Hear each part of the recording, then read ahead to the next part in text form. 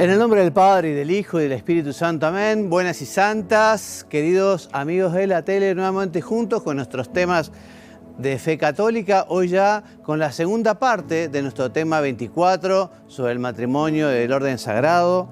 Vamos a recapitular un poquito y recordar que nos enseña el catecismo, nos enseña el Código de Derecho Canónico, que en algunas circunstancias, cuando la convivencia entre los cónyuges se hace prácticamente imposible, está prescrito y descrito también en el Código, o sea, la Iglesia admite la separación física, ¿no? El fin de la cohabitación, Pero, lo sabemos, lo hemos dicho muchas veces, el matrimonio es hasta que la muerte los separe. Por lo tanto, marido y mujer no dejan de ser esposos y sigue ese vínculo. Por eso, lo mejor que puede pasar es que haya un proceso de reconciliación. Pero si efectivamente ha habido una separación y resulta que el divorcio es una institución civil que se necesita para la división de bienes, por el tema de la tutela de los hijos, por algunas cuestiones así de tipo prácticas, nos dice el catecismo, si se trata de asegurar ciertos derechos legítimos, como el cuidado de los hijos o la defensa del patrimonio, puede ser totalmente lícito, se puede tolerar, sin que este divorcio constituya una falta moral. Pero recordamos, el vínculo canónico, el vínculo espiritual, el vínculo verdaderamente matrimonial no se rompe y hay que seguir siendo fieles. Por eso también la Iglesia enseña que si tras un divorcio se contrae una nueva unión civil, claro está, porque una unión, digamos, matrimonial canónica, religiosa, no podrá ser nunca, ¿no? Entonces allí, digamos, aquellas personas, en términos futbolísticos, podríamos decir que se encuentra offside, fuera de juego, ¿no? Con una terminología muy fuerte, quizá, pero bueno, es lo que se llama el adulterio, ¿no? Porque efectivamente esa unión, ese vínculo, ese matrimonio no se rompió y sigue existiendo el deber de fidelidad, ¿no? Y es por esta razón que los divorciados vueltos a casar de nuevo, civilmente, no pueden ser admitidos a la Eucaristía porque su estado y condición de vida contradicen objetivamente esa unión de amor indisoluble entre Cristo y la Iglesia, ¿no?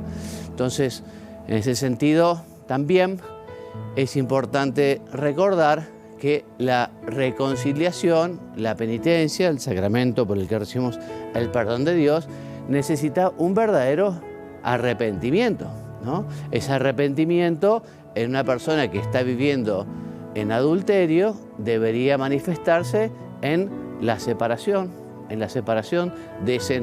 con esa nueva persona, porque efectivamente esta forma de vida contradice la indisolubilidad del matrimonio, ¿no? Ahora, hay una excepción que nos cuenta, ¿no? El Papa San Juan Pablo II lo explica muy bien en la Familiaris Consortio, también Benedicto XVI en Sacramentum Caritatis, ¿no? Y en un documento muy interesante que es una carta sobre la recepción de la comunión eucarística por parte de los fieles divorciados que se han vuelto a casar. Y la excepción entonces les decía que cuando en esa unión entre una persona que se ha divorciado, una persona que se ha casado civilmente, una persona que convive con alguien que no es realmente su esposo o su esposa, ¿no? Cuando ellos no pueden separarse por motivos serios, ¿no? Como por ejemplo tienen que educar hijos, ¿no? O puede haber alguna otra razón de cuidado de alguno de ellos, ¿no? Entonces, si ellos asumen el compromiso de abstenerse de los actos propios de los esposos, o sea, a vivir el celibato, pueden llegar a recibir la comunión siempre y cuando además no causan escándalo. También lo dice el Pontificio Consejo para los Textos Legislativos, que habla también sobre la admisibilidad a la Sagrada Comunión de los divorciados que se han vuelto a casar. Dice lo siguiente, y lo explica, dice: como el arrepentimiento es de por sí oculto, ¿no?, mientras que su condición de divorciados vueltos a casar por civil, ¿no?, esto es algo manifiesto, que todo el mundo lo conoce, entonces solo podrán acudir a la comunión eucarística remoto scandalo. En latín es alejando la posibilidad del escándalo. El escándalo quiere decir, es el dar mal ejemplo. La gente se puede preguntar, pero estas personas resulta que están casados, está divorciado y comulga. ¿No prohíbe la Iglesia esto? Entonces, en el caso de que esas personas hayan tomado la determinación, la decisión, que por motivos graves tienen que permanecer en esa unión, ¿no?, entonces a vivir el celibato, a vivir la continencia, a no realizar esos actos conyugales, entonces pueden llegar a comulgar de una manera que no causen escándalo, en el sentido de que habrá, efectivamente, quizá habrá que ir a otra parroquia, ¿no?, sí, donde no los conozcan, o que se les dé la comunión en un momento que no esté toda la comunidad, etc. Bueno, estos dolorosos casos, como dice el Papa Francisco, hay que tratarlos con mucha caridad, Los divorciados vuelta a casar no es que estén fuera de la iglesia, pueden hacer muchísimo en la iglesia, y es muy conveniente que vayan a misa los domingos, que eduquen cristianamente a sus hijos, que hagan actos de caridad, que el sacerdote también los acompañe, para que vayan justamente mejorando en esa situación objetiva por la cual justamente están viviendo una relación que no es una relación verdaderamente matrimonial, ¿no? Entonces, justamente, el confesor, cuando viene una persona diciendo que justamente está en esta situación, pero que con su compañera, digamos, han llegado a esta decisión, ¿no?, que para poder recibir la Eucaristía van a vivir la continencia, bueno, el sacerdote tendrá la certeza moral, habrá que ver que hay una suficiente contrición, un verdadero arrepentimiento, entonces, en fin, recibirá esa persona la absolución y podrá comulgar. Y supongamos que esas personas que han hecho, digamos, este compromiso, han tomado esta decisión, si se produce una nueva caída, entonces, bueno, la persona debe acercarse al sacramento de la confesión antes de comulgar, ¿no? Porque, como decíamos recién, las relaciones sexuales con alguien que no es el cónyuge legítimo son siempre, por su objeto, intrínsecamente malas, ¿no? Bien. Además, la Eucaristía, digamos, no será una meta para alcanzar por parte de esa pareja que no está casada. No es, bueno, hemos conseguido, digamos, sino que la Eucaristía, por decirlo de alguna manera, es una preciosa ayuda para seguir avanzando, para seguir mejorando, para seguir procurando vivir una vida santa. Otro tema interesante y otro tema importante y otro tema difícil es el que se llama la paternidad responsable, que va a venir a ser de alguna manera definida, ¿no?, por el Papa Pablo VI en tiempos en los que justamente estaban de moda, estoy hablando de fines de los 60, 67, 68, estaba en plena auge la píldora anticonceptiva. En toda esta cuestión de la anticoncepción, bueno, la Iglesia no se había pronunciado tan claramente y fue un verdadero dilema para el Papa San Pablo VI, ¿no?, este documento precioso que es la Humanae Vitae. Pero antes de ir al punto, recordemos algunas verdades. Por un lado, esa verdad que el matrimonio, por su naturaleza misma, tiene que estar abierto a la vida, digamos. El matrimonio, como institución natural, está ordenado a la procreación y a la educación de la prole.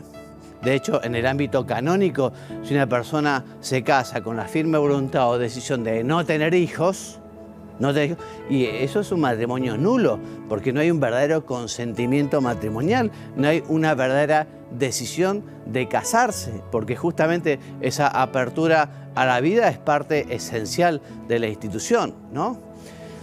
Obviamente los hijos son el don más excelente del matrimonio y contribuyen mucho al bien de los padres, ¿no? Dios cuando creó el cielo y la tierra, cuando creó a Adán y Eva, lo cuenta el libro del Génesis, también le dice, bueno, creced y multiplicaos, ¿no? Y les da justamente a Adán y Eva y así a todos los hombres el privilegio de convertirse en cooperadores en la obra de la creación, ¿no? Entonces te decía, San Pablo VI, ante esta cuestión de la anticoncepción, de la píldora anticonceptiva, de los anticonceptivos en general, que la Iglesia siempre dijo que justamente son inmorales, pero acá también lo explicita de una manera muy clara, que es el siguiente: dice, si para espaciar los nacimientos existen serios motivos derivados de cuestiones físicas o psicológicas de los cónyuges o de circunstancias exteriores. Es una persona una madre que ya está en un grado de agotamiento enorme, o una familia que no tiene recursos económicos. Siempre la Iglesia habla de motivos graves, no solo, no sé, porque uno se quiere ir de vacaciones o tener un auto, ¿no? Entonces, si por motivos graves, ¿no?, se decide espaciar los nacimientos, dice entonces Pablo VI que es lícito, ¿no?, tener en cuenta los ritmos naturales inmanentes a las funciones generadoras para usar del matrimonio solo en los periodos infecundos y así regular la natalidad, ¿no? Entonces se trata justamente de acompañar a la naturaleza, ¿no? La mujer no es fértil los 30 o 31 días del mes, sino que es fértil unos pocos días del mes. Entonces, justamente los métodos naturales ayudan a poder darse cuenta cuáles son los momentos en los que la mujer no es fértil. Entonces, cuando hay realmente necesidad, se puede hacer uso del matrimonio solo en esos periodos, que es la mayor parte del mes, ¿no? Y esto de que sean los motivos graves se dijo más de una vez en el magisterio, en el sentido de que si no hubiera ningún motivo, ¿no?, se convertiría esto en un método más anticonceptivo, natural, ¿no? Bien, entonces también decimos que el Creador del mundo estableció la sociedad conyugal como origen y fundamento de la sociedad humana, y la familia es por ello la célula primera de la sociedad, ¿no? Y por eso justamente los estados, las naciones, los gobiernos, los responsables del bien común deberán cuidar, custodiar, fomentar, ayudar a las familias, ¿no? O sea que esta dimensión del matrimonio y de la familia reclama su defensa y promoción por parte de la autoridad civil. Para la Iglesia, además, la familia es iglesia doméstica, ¿no? Es el lugar donde los padres pueden vivir de la mejor manera ese sacerdocio común de los fieles para la educación de los hijos, ¿no? Así el hogar también se tiene que convertir en la primera escuela de vida cristiana. Bueno, y hasta aquí, de un modo resumido y muy rápidamente, hemos hablado del matrimonio. Vamos a hablar ahora del orden sagrado, pero antes de comenzar, quiero que vean lo que nos dice el Papa en su video, que es justamente esta oración del Papa, el pedido del Papa, que ahora pide por los sacerdotes. Veamos.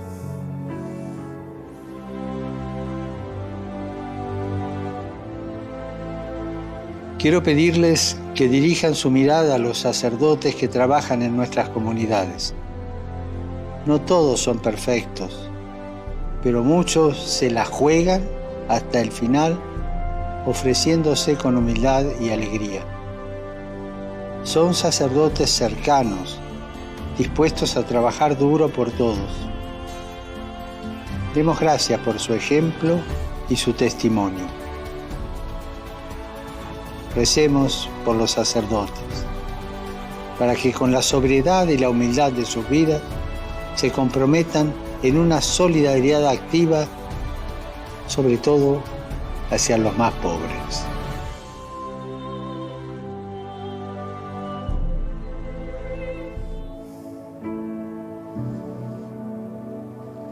Bueno, volvemos del video del Papa y aprovechamos para rezar por los sacerdotes, para que sean fieles a esa vocación, ese llamado, para que realmente sean sacerdotes 100% de Jesucristo.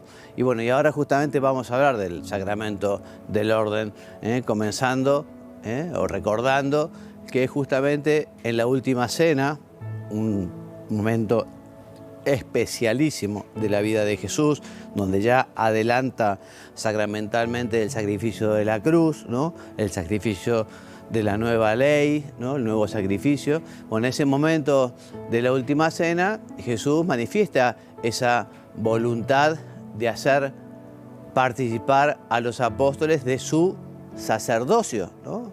Expresando así como esa consagración y esa misión. Hagan esto o haced esto en memoria mía. Son los continuadores, digamos, de la celebración eucarística, ¿no? Pero, digamos, esta participación en su sacerdocio, Jesús lo fue manifestando en diversos momentos. Vamos a ver varios momentos en la Escritura donde justamente muestra cómo la misión de los apóstoles es justamente ser sacerdotes, mediadores entre Dios y los hombres, ser el mismo Cristo en la tierra para los sacrificios.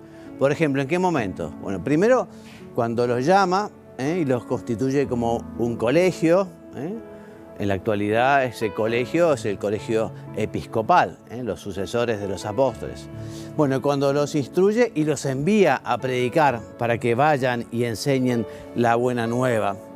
También cuando les confiere el poder de perdonar los pecados, ese día domingo de resurrección, a quienes le perdonan los pecados les sean perdonados, a quienes se los retengan les sean retenidos, ¿no?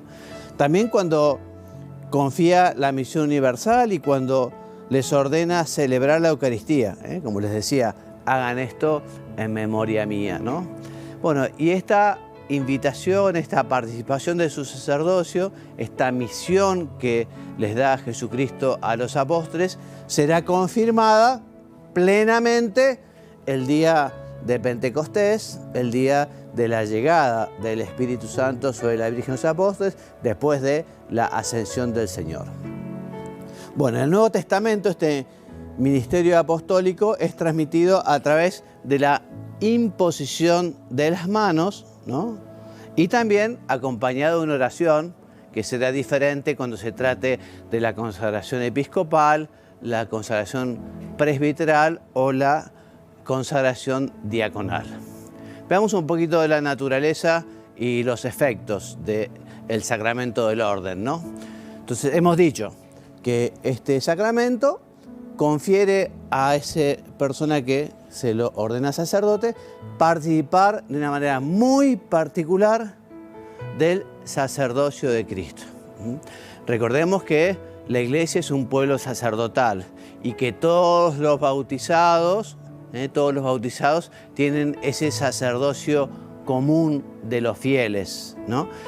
Este sacerdocio ministerial es diferente, es esencialmente diferente, dice el magisterio. No es una diferencia de grado, Ambos se ordenan, evidentemente, uno para el otro, porque el sacerdocio ministerial está llamado al servicio de los fieles, ¿no? Y los fieles justamente también colaboran con el ministerio sacerdotal, y es justamente de esos fieles bautizados donde surgen las vocaciones sacerdotales, ¿no? Entonces, ese sacerdocio lleva a que esa persona que ha recibido el sacramento tenga una particular identificación con Cristo cabeza, con Cristo pastor, ¿no? Y justamente eso es lo que le permite a los sacerdotes obrar o ejercer la autoridad de Cristo, sobre todo a la hora de los sacramentos, a la hora de la predicación, en fin, en el ejercicio de su ministerio sacerdotal, ¿no? Como efectos tiene, al igual que el bautismo y al igual que la confirmación, tiene ese carácter sacramental, ese carácter que es ese sello indeleble que permanecerá para siempre, ¿no? Y que por lo tanto, por ese carácter, ese sacramento nunca se va a repetir, nunca puede ser eliminado ni conferido por un tiempo limitado. Tú eres sacerdote para siempre. Será siempre sacerdote. Ahora, eso no quita, lo explica el catecismo, lo explica el Código de Derecho Canónico y muchos documentos del magisterio, que un sujeto válidamente ordenado, o sea, una persona que es sacerdote, puede, por causas graves, ser liberado de las obligaciones y funciones vinculadas a la ordenación. Por un lado, quizá el sacerdote puede pedir, ¿no? O también puede ser una sanción canónica, ¿no? Por el que efectivamente esa persona ya no puede ejercer su ministerio sacerdotal. Pero eso no hace que esa persona se convierta en laico en sentido estricto, porque ese sello permanece para siempre, ¿no? Como todo sacramento, hay una gracia sacramental y un aumento de la gracia santificante. La gracia sacramental justamente lleva al fiel a poder vivir este nuevo ministerio, a poder vivir esta vocación al sacerdocio. O sea, el Espíritu Santo, de un modo particular, colaborará para que esa persona que ha recibido el sacramento del orden sea Cristo, el mismo Cristo. Entonces, esta ministerialidad es tanto un don que se recibe, un regalo, pero a su vez es un regalo que viene con una tarea. O sea, la tarea del sacerdote es llevar el mensaje de Cristo, la tarea del sacerdote es realizar el sacrificio de la misa, la tarea del sacerdote es dispensar los demás sacramentos, ¿no? Bien, les decía que existen 3 grados del sacramento, 3 grados, que están, digamos, son el episcopado, o sea, los obispos, los presbíteros o sacerdotes y los diáconos. Como dice aquí, el diaconado, el presbiterado y el episcopado tienen una relación intrínseca como grados de la única realidad sacramental del orden sagrado. El episcopado, o sea, los obispos, esta es la plenitud del sacramento del orden. Ellos son pastores, maestros de la doctrina, sacerdotes del culto sagrado, ministros dotados de autoridad. Ellos son los sucesores de los apóstoles, son miembros del colegio episcopal, si es que están unidos en comunión con el Papa y con los demás miembros del colegio. A ellos les corresponde las funciones de capitalidad, tanto en la Iglesia Universal como en las iglesias locales, ¿no?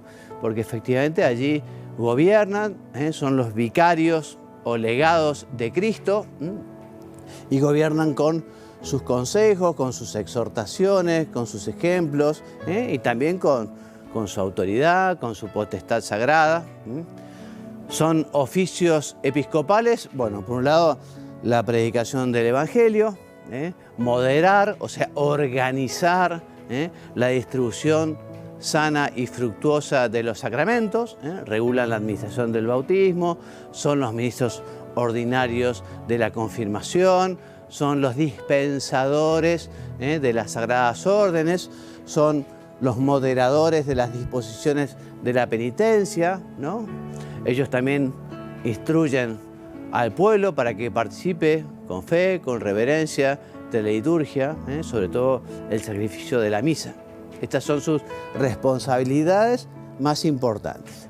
Bueno, respecto del presbiterado, de los sacerdotes, recordemos del Concilio Vaticano II, documento conciliar llamado la Presbyterorum Ordinis, nos dice que el presbiterado ha sido instituido por Dios para que sus miembros o sus ministros tuvieran el poder sagrado del orden para ofrecer el sacrificio y perdonar los pecados, ¿no?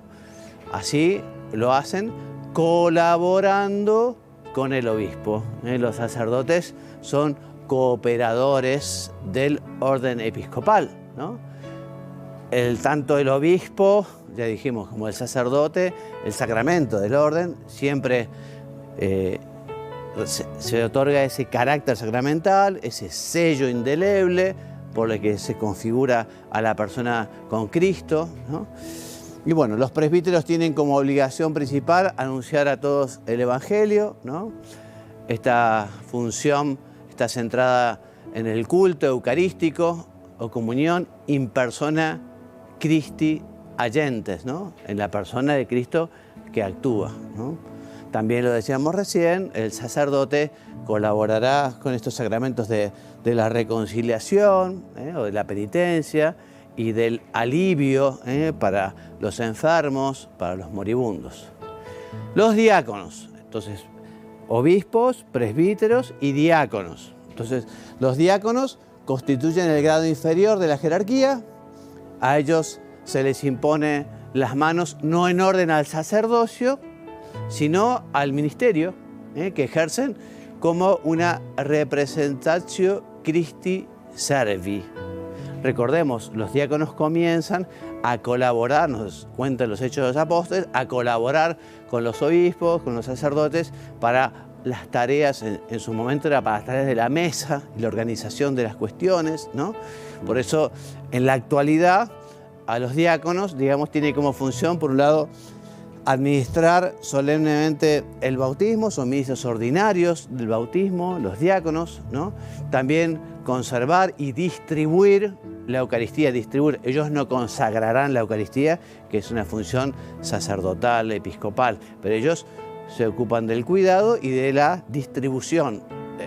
También asisten en nombre de la Iglesia y bendicen los matrimonios, Los cónyuges son los ministros del matrimonio, pero ese testigo cualificado, también el diácono es testigo cualificado, llevan el viático, o sea, la Eucaristía, a los moribundos, leen la Sagrada Escritura a los fieles, instruyen, exhortan al pueblo, presiden el culto y la oración de los fieles, administran los sacramentales, presiden los ritos de los funerales y sepelios, las llamadas exequias. Estas son las tareas que desarrollan y, como ven, también se caracterizan, digamos, utilizan la dalmática, que es este ornamento, y la estola, ¿no? En los diáconos se utiliza cruzada, así, no como en los presbíteros. Bueno, hablemos un poquito del ministro y del sujeto del sacramento del orden. Entonces, el ministro es el obispo. El obispo es el ministro, La administración del orden en sus 3 grados está reservada al obispo, ¿no? Para la licitud, o sea, hay que cumplir esto para que sea lícito. Si no se cumple, es válido, hay sacramento, pero es ilícito. Entonces, para que sea lícito, se requiere, en la Iglesia Latina, en el caso de la ordenación episcopal, o sea, de la ordenación de un obispo, se necesita el permiso de la Santa Sede, se necesita el mandato pontificio para la ordenación de obispos, para la licitud. ¿Y qué pasa si se ordena sin el mandato pontificio? Como por ejemplo cuando sucedió con Monsieur Lefebvre, ¿no? Entonces, bueno, allí hubo ordenación que fue válida, pero fue ilícita y fueron excomulgados los obispos consagrados y consagrantes, ¿no? Bueno, en cambio en las iglesias orientales es necesario también el mandato del romano pontífice o del patriarca o del metropolita, siendo siempre ilícita si no existe mandato legítimo. Eso para la licitud, ¿no? En caso de las ordenaciones presbiteriales y diaconales se precisa que el ordenante sea el obispo propio del candidato, ¿no? O haber recibido unas cartas divisorias, unas cartas en las que el obispo, justamente el candidato, envía al obispo consagrante.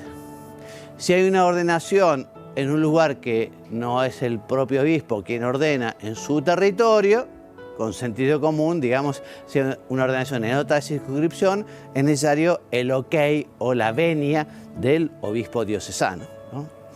Ahora, para validez, ya no hablamos para licitud, para la validez de la ordenación en los 3 grados, ¿no? Es necesario que el candidato sea varón y esté bautizado. O sea, si no es varón o no está bautizado, no hay sacramento. Sabemos que Jesucristo eligió como apóstoles solamente a hombres, ¿no? Vemos que muchas mujeres acompañaron a Jesús, que incluso fueron más fieles muchas veces y más santas, empezando por la Santísima Virgen María, pero Jesús no consagró sacerdotes a las mujeres, ¿no? Entonces, esta costumbre que siguieron los apóstoles y siguieron los padres de la Iglesia, llevó a la Iglesia justamente a sentirse obligada, o sea, no se considera autorizada a admitir a las mujeres a la ordenación sacerdotal. Bien, para que la ordenación sea fructuosa, o sea, para que realmente tenga fruto en el corazón del que lo recibe, por un lado, es importante vivir y tener esa vocación, ese llamado de Dios, la vocación, y después el llamado del obispo, la invitación, porque siempre para que un candidato se ordene sacerdote tiene que ser llamado. No es como en la universidad, que uno dice, bueno, yo apruebo todas las materias y tengo derecho al título universitario. En este caso, siempre tiene que haber una invitación, una llamada de la autoridad competente. En la Iglesia Latina rige la ley del celibato, o sea que quienes se ordenan sacerdotes han de vivir el celibato apostólico, ¿no? Sabemos que en la Iglesia latina, en la Iglesia oriental, ¿no?, pueden ordenarse sacerdote personas casadas, ¿no?, que si después enviudan, también deben vivir ese celibato. El celibato también no lo viven o no están obligados al celibato los llamados diáconos permanentes, los diáconos permanentes. Y como decíamos, los diáconos y presbíteros de las iglesias orientales. Bien, y finalmente decimos que para ser ordenados se requieren determinadas disposiciones internas y externas que están prescritas en el Código de Derecho Canónico. Una edad mínima, ciencia, o sea, el conocimiento de la filosofía, de teología, unos determinados estudios, el cumplimiento de ciertos requisitos previos a la ordenación. Bueno, esos están todos establecidos en el Código de Derecho Canónico latino y en el Código oriental. Y para los candidatos a la ordenación episcopal, bueno, también existen unas condiciones particulares que aseguran su idoneidad. Bueno, hasta acá hemos ido muy rápido, eran muchos los temas para tratar. Como siempre, el Catecismo de la Iglesia Católica es nuestra biografía o bibliografía fundamental. Les decía que los videos de estas clases que hemos ido brindando en la tele lo van a encontrar en el sitio de la tele, www.latele.com.pe, y también en YouTube, y en Instagram. Bueno, me despido hasta la semana que viene con la bendición, que Dios los bendiga y los haga muy santos. Amén.